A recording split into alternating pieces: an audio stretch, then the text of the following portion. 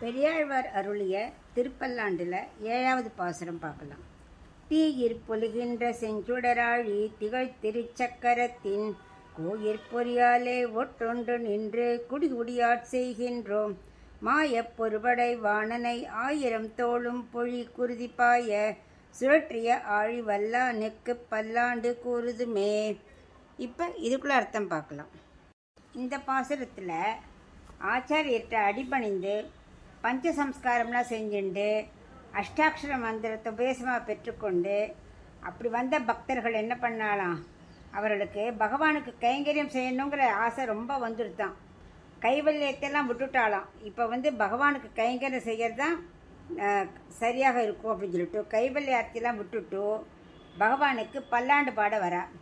இவன் என்ன பண்ணா, தோளில் இட்ட சர்க்கரை பொறி இருக்கு இல்லையா, அது எப்படி இருக்கும், நல்ல வட்டமாக இருக்குமே, அது எப்படி இருந்துதான், சூரியன் சந்திரனை விட ஒளி வீசக்கூடியதாக இருந்துதான். இந்த அடையாளத்தோடு நாங்கள் வழி வழியாக சந்ததி சந்ததியாக நாங்கள் என்ன பண்ணுறோம், பகவானுக்கு கைங்கரியம் செய்ய பல்லாண்டு பாட வந்திருக்கோம். எந்த பகவானுக்கு அப்படின்னாக்க, சங்கு சக்கர பொறி தானே வைகுண்டம் செல்ல ஒரு அடையாளம்.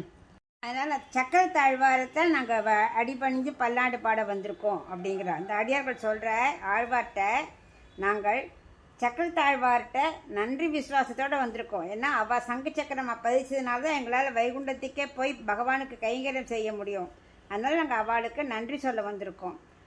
அவர் எப்படிப்பட்டவர், மாயப்போர் புரிந்த பானாசுரனை 1000 தோல் இருந்ததுலேயே அவனுக்கு அதில் 996 தோள்களை ரத்தம் அருவி போல பாயும்படியாக இந்த சக்கரத்தாழ்வாரை சுழற்றினாராம் பகவான். வீசவே இல்லை, சுழற்றினாலே போகிறோம். சுழற்றி ஆழி வல்லானுக்கு அப்படிப்பட்ட பகவானோட வீரத்தை நாங்கள் போற்றி பல்லாண்டு பாடுகிறோம் அப்படின்னு இந்த பாசுரத்தை சொல்கிறார்.